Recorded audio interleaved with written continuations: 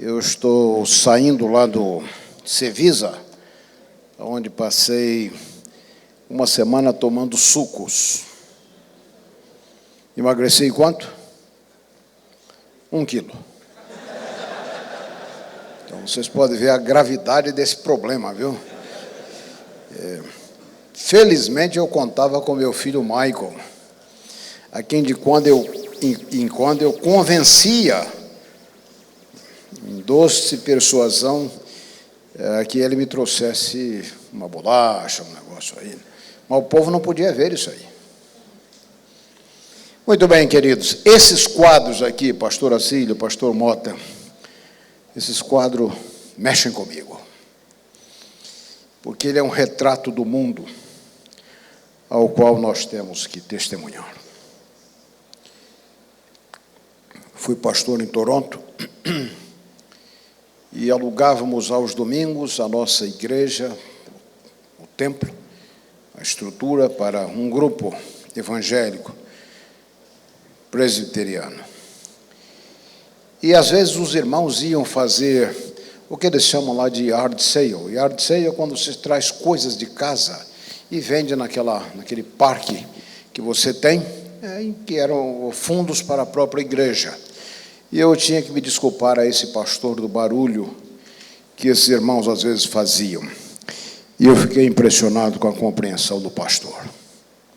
Ele disse: olha, o barulho das ruas, as sirenes, as ambulâncias, a buzina dos carros nos lembram aqui dentro que nós temos um mundo lá fora a ser evangelizado. Esse é o emaranhado em que vivem as pessoas hoje. Muito bem, queridos, eu gostaria de convidar vocês a abrirem comigo o Evangelho segundo Mateus, capítulo 28, verso 16 em diante. Mateus 28, verso 16 em diante. E seguiram os 11 discípulos para a Galileia, para o monte que Jesus lhes designara. E quando o viram, o adoraram. Mas alguns duvidaram. Jesus, aproximando-se deles, lhes disse: toda autoridade, todo poder no céu e na terra me foram dados.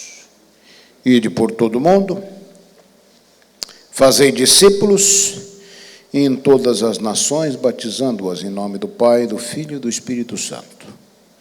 E eis que, ensinando-as a guardar todas as coisas que vos tenho ensinado, e eis que estou convosco todos os dias, até a consumação dos séculos. A chamada Grande Comissão, ela aparece, ou Comissão Universal, ela aparece 5 vezes nas Escrituras, no final de cada Evangelho e mais uma vez no livro de Atos. E nós não precisamos pensar que estas são 5 versões de uma única ocasião. Provavelmente durante os 40 dias transcorridos da sua ressurreição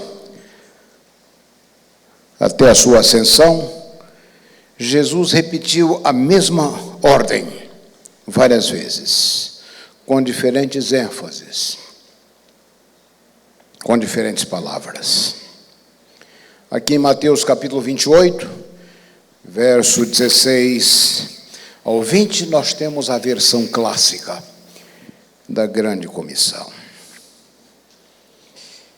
Esse grupo de homens havia terminado o curso intensivo de teologia de 3 anos e meio, o SALT, de então, Seminário Apostólico de Licenciatura Teológica, era a graduação deles.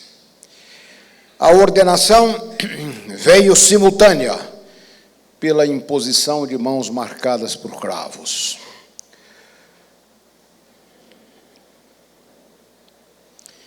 Esses homens haviam, como Agostinho dizia, trocado as suas redes, porque eles queriam mares mais amplos. E Jesus aqui os coloca sob ordens. Alguém aqui já serviu o exército alguma vez? Alguns. Quando eu falo estar sob ordem, você sabe o que isso quer dizer. Quem já serviu a disciplina militar sabe o que significa estar sob ordens. A igreja, queridos, está sob ordens. Aqui nós não sabemos exatamente quantos dias depois da ressurreição para esse encontro aqui, esse evento acontece. Provavelmente esse é um dos últimos encontros de Jesus com os 11. Nós não sabemos exatamente em que monte. O texto disse no monte. Qual monte? Monte Tabor, Monte Hermon, Monte das Beatitudes? Não sabemos. Os discípulos, diz o texto, haviam retornado para a Galileia. E lá numa montanha com entrevista marcada pelo próprio Senhor, eles se encontram com Cristo. Provavelmente esta é a cena que o apóstolo Paulo descreve em 1 Coríntios capítulo 15, verso 6. Quando eles veem a Jesus, as reações são diversas entre os extremos da dúvida e da adoração. Jesus se aproxima, se dirige a ele. E, meus queridos irmãos, o impacto desta cena na história do cristianismo não pode ser calculado. A grande comissão gravita ao redor de 3 círculos que constituem a base daquilo que eu gostaria de refletir nessa manhã. Aqui nós temos 3 círculos. Em primeiro lugar, Jesus faz um anúncio. Em segundo lugar, ele apresenta uma ordem. E, finalmente, ele oferece uma promessa. Um anúncio, uma ordem, uma promessa. E observe que o adjetivo todo prevalece no texto. Todo poder, todo mundo, todas as coisas, todos os dias. Primeiro, nós analisamos o anúncio.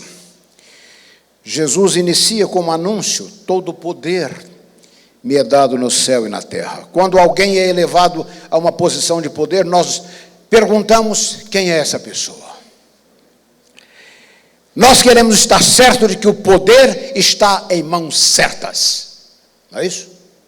Nesse caso, a afirmação é absoluta: o poder está em mãos certas. É-me dado todo o poder no céu e na terra. Mas mais que um anúncio, Jesus faz aqui uma proclamação, uma reivindicação gloriosa, de vital importância para a igreja e para a grande comissão, claro. Queria lembrar aos irmãos que submissão precede a obediência. Submissão precede a obediência. Submissão à autoridade, ao poder de Cristo.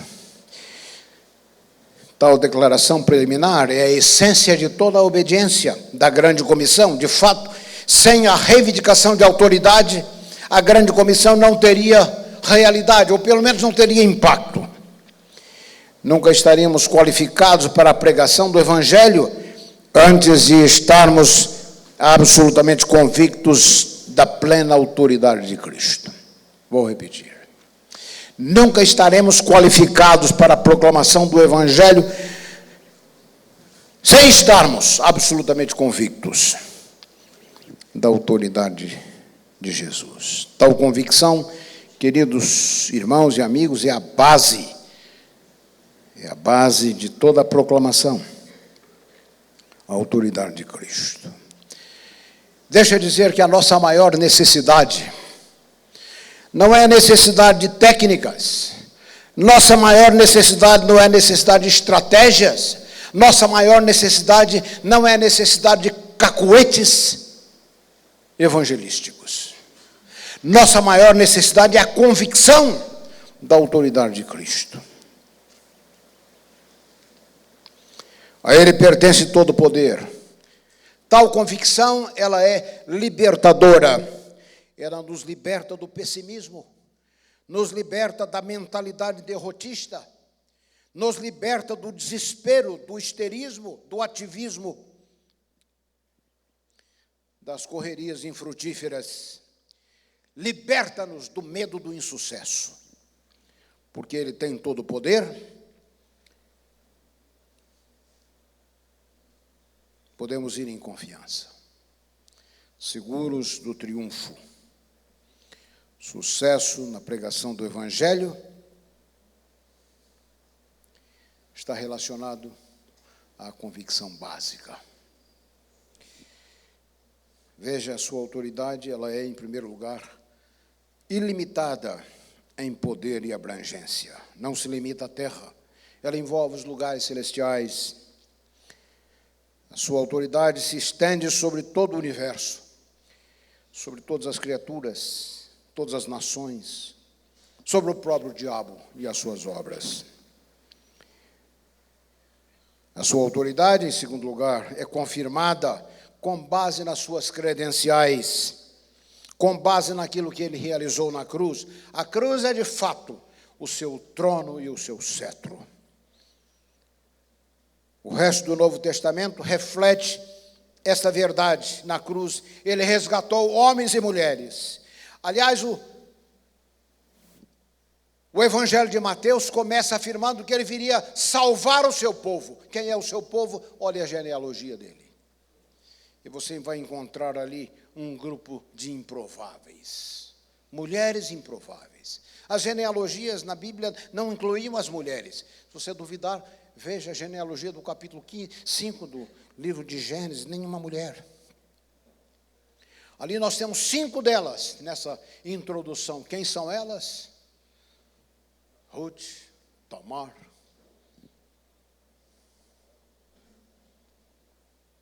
Improváveis. Quem é o seu povo? Seu povo são as pessoas que estão no pecado, para quem Ele veio buscar, em missão de resgate. Assim, querido, se você está dando estudo bíblico, tratando com alguém que você julga inalcançável, pensa nessas mulheres. Raabe, uma prostituta, rolando a sua bolsinha nas esquinas de Jericó, até que o Espírito de Deus toca a sua vida e a alcança. No momento final, quando a própria cidade estava sob uma nuvem de destruição.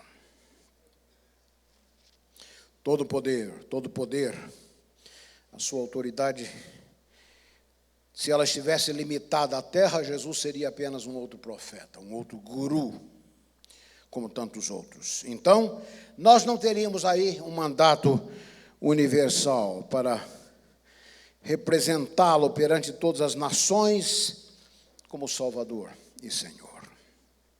Mas Ele tem todo o poder. Se sua autoridade estivesse limitada ao céu, se Ele não tivesse subvertido as principalidades, os poderes que atuam nesse planeta, facilmente nós nos tornaríamos vítimas daquilo que Martin Luther King chamou de a paralisia da análise. Analisa o mundo que deve ser alcançado. Não tivesse Cristo todo o poder, não fôssemos nós apóstolos enviados para ministrar às pessoas, então nós seríamos vítimas da paralisia da análise. Análise de situações, às vezes, tem o poder de nos paralisar. Mas não nesse caso. Porque Ele subverteu para sempre a tirania das trevas e as sombras que envolvem esse planeta. Assim já não há mais limites para aquilo que os seus representantes podem realizar. Sua autoridade no céu garante também a vinda do Espírito. A vinda do Espírito Santo. Em alguns lugares tornou-se mania se dizer que o Espírito Santo não existe, ou é isso. Teologia furada. Superada há muito mais do que 1.700 anos. Imagina, quando Jesus está para voltar, é que alguns estão dizendo que descobriram que o Espírito Santo não existe. E alguns dizem: nós somos herdeiros do adventismo histórico, porque algumas figuras barbudas do adventismo não creram no Espírito Santo. E daí, nosso compromisso, eu digo sempre aos alunos, não é com nenhuma figura barbuda do adventismo do século XIX, nosso compromisso é com a palavra, com aquilo que está revelado. Aliás, a grande comissão é uma das grandes evidências para a pessoa do Espírito Santo. Meus queridos irmãos, no Evangelho de João, Jesus afirma que se eu não for, é do interesse de vocês que eu vá. Eu pergunto, o que seria mais interessante para os seus discípulos do que estarem com Cristo? Mas aparentemente Cristo tinha em mente algo que era mais importante: a vinda do Espírito. Estão percebendo por que hoje há tanta objeção ao Espírito?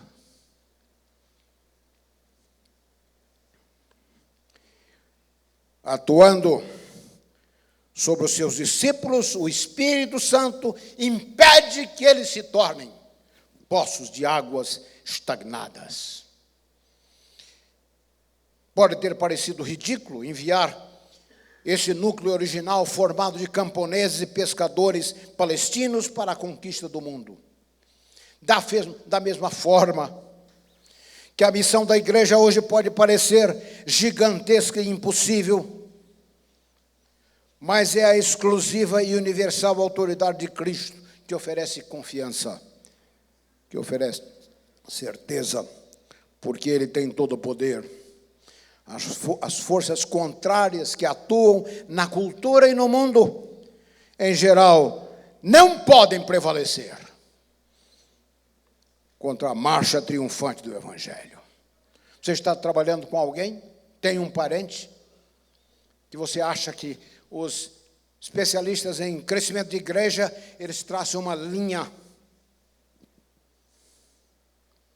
a chamada linha do interesse, que vai do ponto 0 ao 10. Você pode estar trabalhando com alguém que está no ponto 0 ou próximo a ele. Na sua compreensão, nenhum interesse, nenhuma manifestação de qualquer possibilidade de que aquela pessoa aceite o Evangelho. Mas Jesus tem todo o poder. Um piscar de olhos, um estalar de dedos, um telefonema no meio da noite,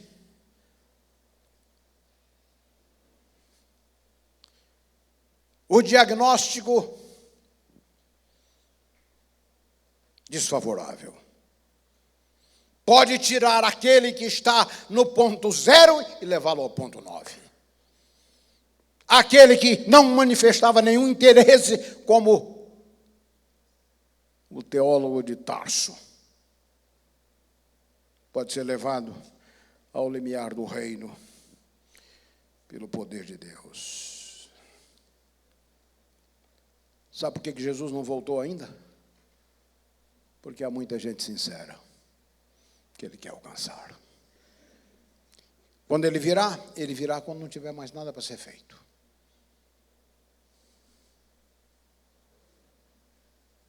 Ninguém mais para ser alcançado. Então Ele virá. Falei da sua proclamação de poder. O segundo círculo, a ordem. Em segundo lugar, depois da sua proclamação do seu poder supremo e universal, Jesus apresenta então um imperativo: ide por todo o mundo. A missão não era mais buscar as ovelhas perdidas da casa de Israel, como em Mateus capítulo 10, verso 6. A abrangência agora é absoluta. Todas as nações, todas as tribos, todas as línguas, todos os povos, fazendo discípulos e ensinando e batizando. Dele é o poder, mas Ele resolveu trabalhar conosco, através das nossas mãos e através do nosso coração. Não é curioso?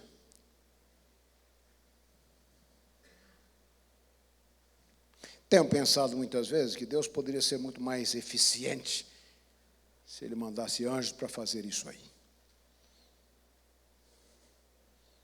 Mas os anjos não sabem muito sobre perdão.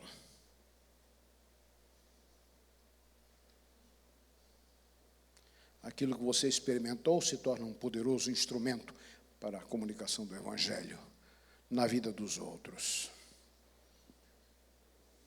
O homem que escreveu o extraordinário hino, Amazing Grace, graça tão maravilhosa, era um filho de um dono de navios que transportavam escravos da África para a Inglaterra. Converteu-se mais tarde. E na sua tumba, lá em Olney, na Inglaterra, está escrito: aqui jazes Newton.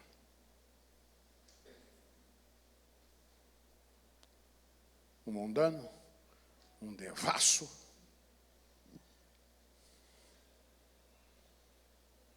inimigo do Evangelho, mas que foi alcançado pela graça extraordinária do Senhor Jesus Cristo. E se tornou um clérigo.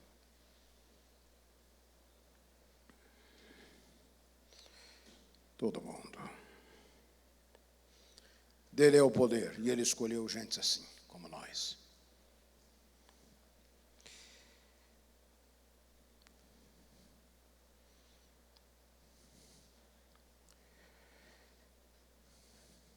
Quando essas palavras foram pronunciadas, originalmente haviam 11 apóstolos imediatos, nenhum deles que merecesse aparecer em qualquer livro de história. E não é de admirar que Celso, grande crítico do cristianismo, cínico, ele dizia que este era um sonho fantástico. Um homem, dizia ele, deve estar mentalmente perturbado para imaginar que gregos, bárbaros, romanos, citas e persas, escravos e livres pudessem ter um único tipo de religião, porque até então as religiões, elas eram locais, produto de instintos nacionais, limitadas a regiões específicas, ou no máximo a uma raça. Nunca se ouvira falar de um império espiritual universal, formado por súditos voluntários. Mas isso é precisamente o que este surpreendente Jesus, estou escrevendo um livro que eu dei o título de O Surpreendente Jesus, e o primeiro capítulo tem o título de O Rabi Inadministrável. Não se podia domesticar Cristo. Não se podia. E essa é exatamente a razão que Caifás e o grupo da religião institucional entendeu. Eles podiam soltar Barrabás, porque Barrabás não representava uma grande ameaça, mas esse homem, que com as suas histórias e parábolas, com a sua forma de falar de Deus, do perdão e da graça, cativa as pessoas.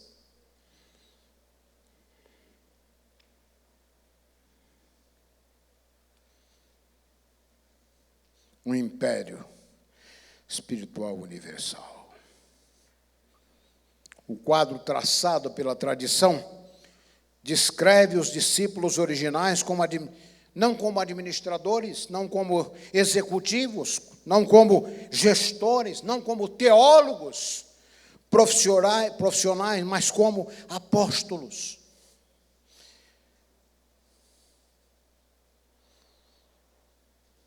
Alguém me disse há algum tempo atrás de que ele era um executivo da igreja. Eu sei quem colocou essa tolice na cabeça. A igreja não tem executivos, a igreja tem pastores. Essa é uma séria dificuldade, um perigo, que a gente acaba invejando a cultura ao nosso redor e queira reproduzir a cultura. Nosso chamado é para ser pastores, apóstolos, enviados. Os discípulos, aqueles originais, entenderam isso. A tradição afirma que Pedro pregou o evangelho na Ásia Menor e Roma, onde ele foi crucificado. André estabeleceu o cristianismo entre os bárbaros.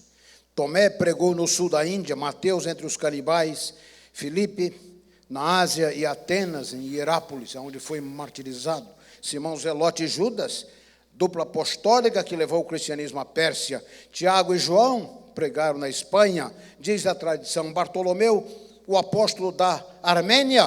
A tradição descreve esse homem, Bartolomeu, como de longos cabelos negros, olhos persuasivos, suas vestes, sapatos, diz a tradição. É claro que nós estamos diante aqui de uma hipérbole, de um exagero, mas pelo menos isso revela como eles entenderam a missão deles.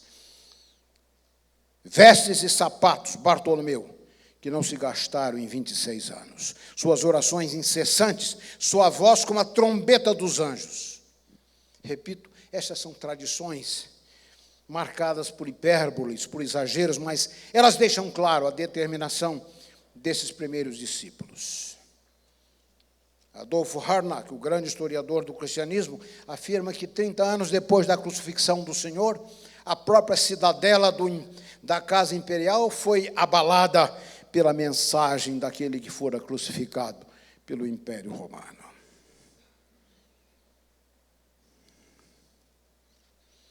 Jesus falou de um outro tipo de poder. Poder da submissão a Deus. Pilatos pensou que ele tinha o poder. César pensou que ele tinha o poder. Nero pensou que ele tinha o poder. Paulo submeteu-se a Cristo. O poder era outro.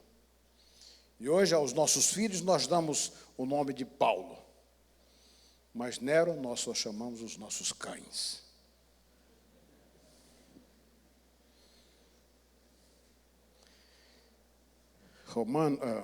Eusébio de Cesareia chega a afirmar que a mensagem do Salvador irradiou-se por todo o mundo como os raios de um sol que nasceu para não se pôr.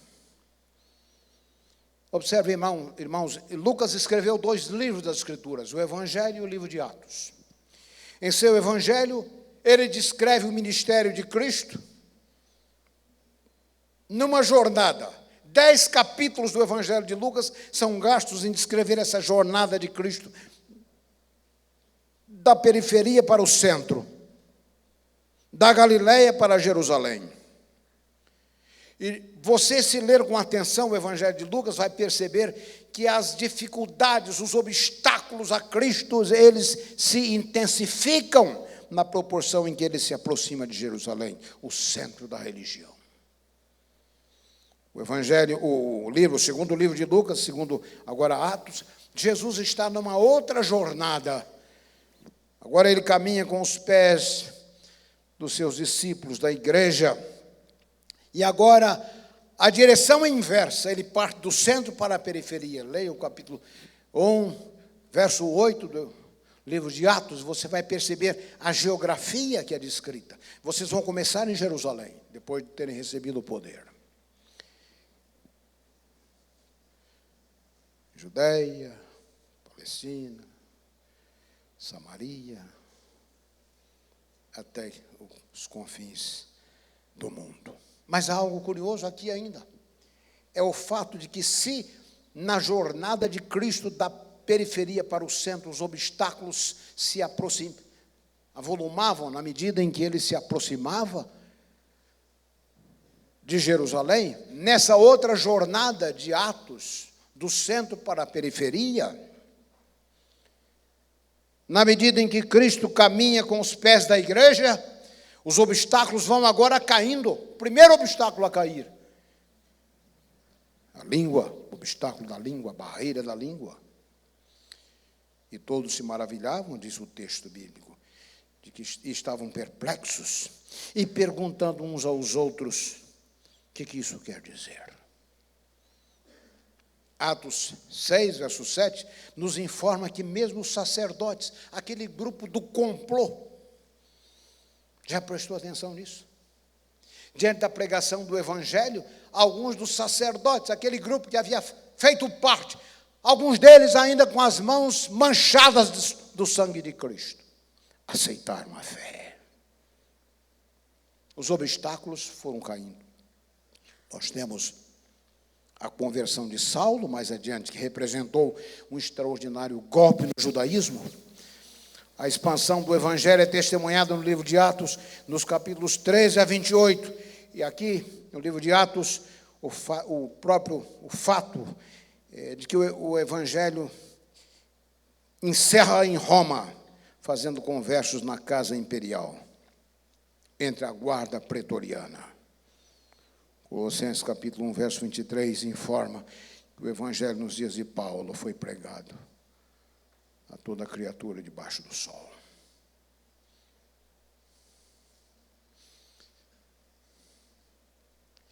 Nós hoje, numa severa ironia, temos a faca e o queijo. A faca e o queijo.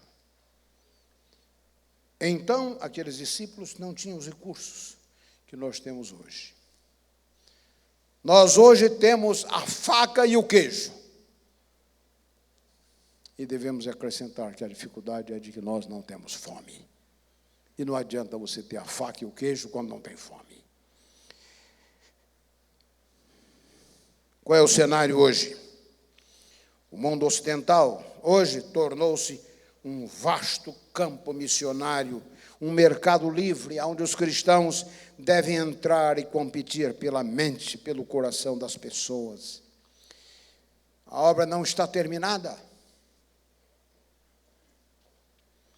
Estamos hoje diante de uma nova era missionária. Emil Brunner, grande teólogo do século passado, a chamada Nova Ortodoxia, observa que hoje nós temos que pregar primariamente a pagãos. Hoje, temos que pregar primariamente a pagãos. O homem moderno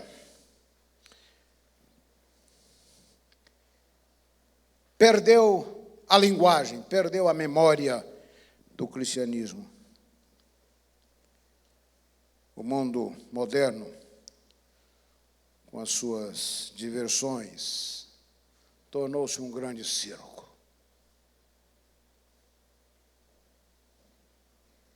Semelhante ao mundo em que esses apóstolos tiveram que pregar.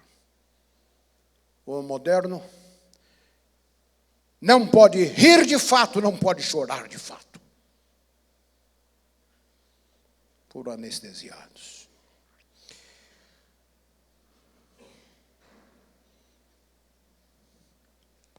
Nosso problema hoje não é apenas que temos que enfrentar a desinformação geral, mas temos que enfrentar a informação negativa.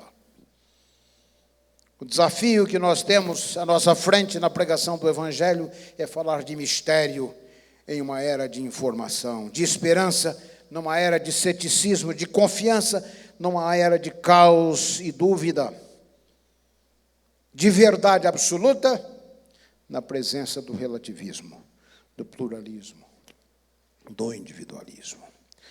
Mas note, meus queridos irmãos, gostaria de lembrar, fazendo uma pausa dos dois primeiros elementos do círculo, a grande proclamação, a grande ordem, gostaria de fazer uma pausa aqui,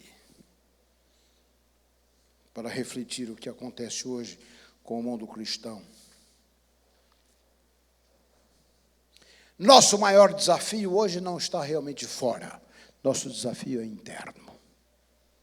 Nosso maior desafio é motivar entre 90 a 93 cristãos dentro da igreja que também foram paralisados, que transferiram para os pastores a obra da pregação do Evangelho.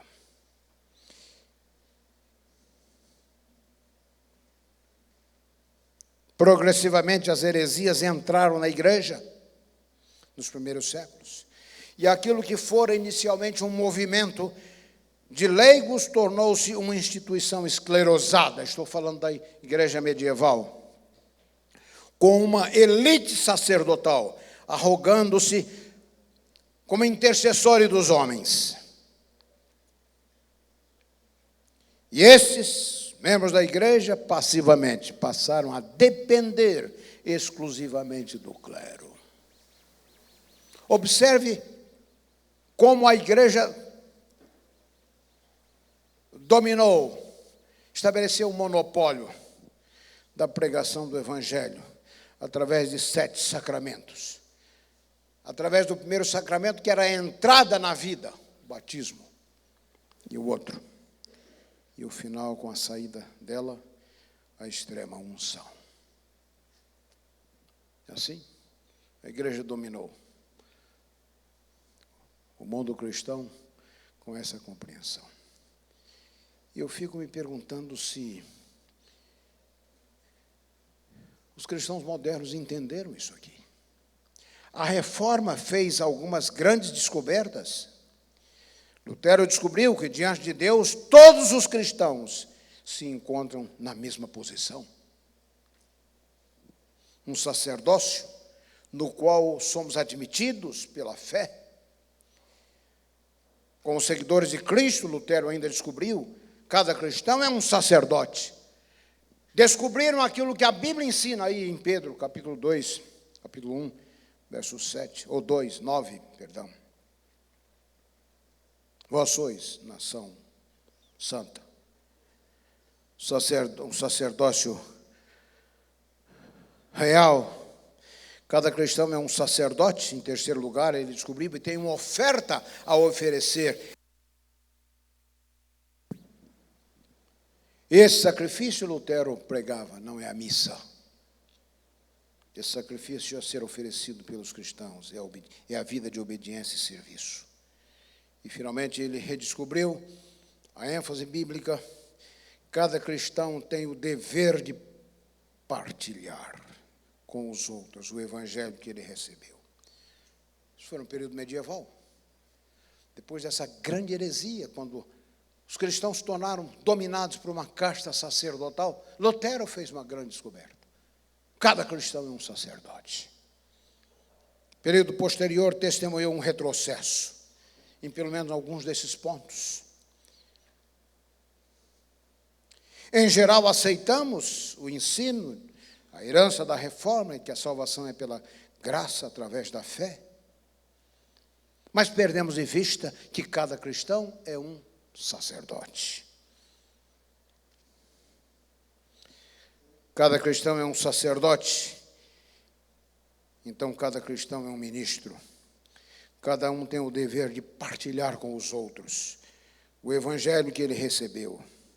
A compreensão dessa doutrina nos ajudaria a eliminar uma distinção artificial que se criou entre leigos e clero. Deploravelmente, muitos membros da igreja passaram a ver o pastor como alguém numa posição elevada. Um tipo de relações públicas diante de Deus, que se torna responsável por toda a atividade missionária.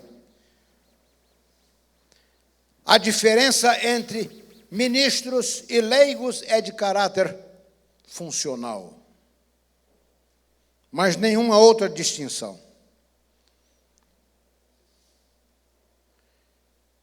A igreja, que inicialmente foi formada por pescadores, a maioria hoje tornou-se guardas do aquário.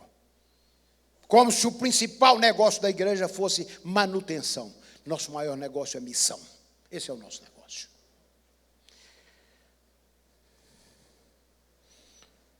John Wesley entendeu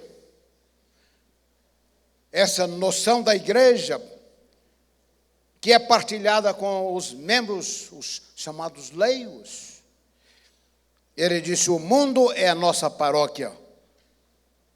Hoje, o que nós dizemos? Nossa paróquia é o nosso mundo. Os pastores não são uma elite sacerdotal e os leigos um tipo de cristãos de segunda classe. Na verdade, quem são os leigos?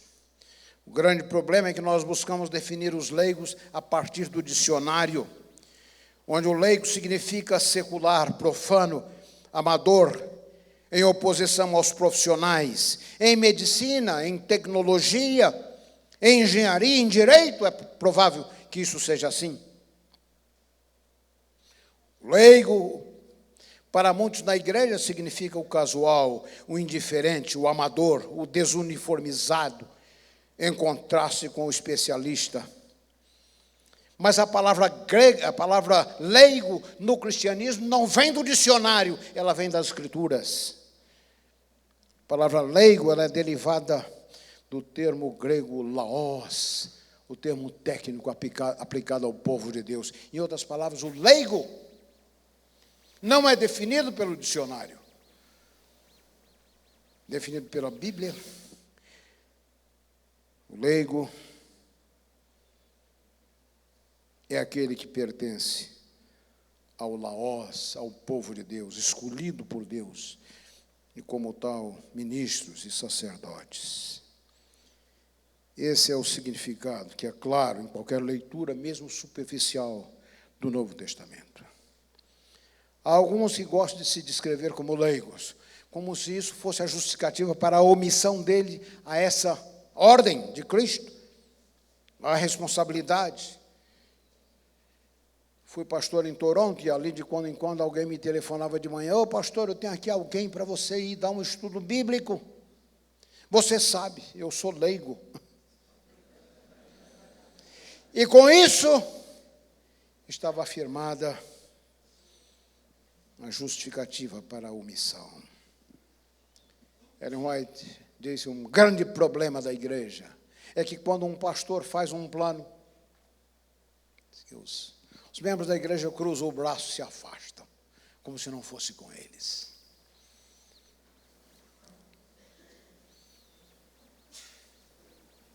Estive lá nos Estados Unidos, uns 2 meses atrás, a convite lá para fazer um acampamento, e eu vi uma grande discussão lá,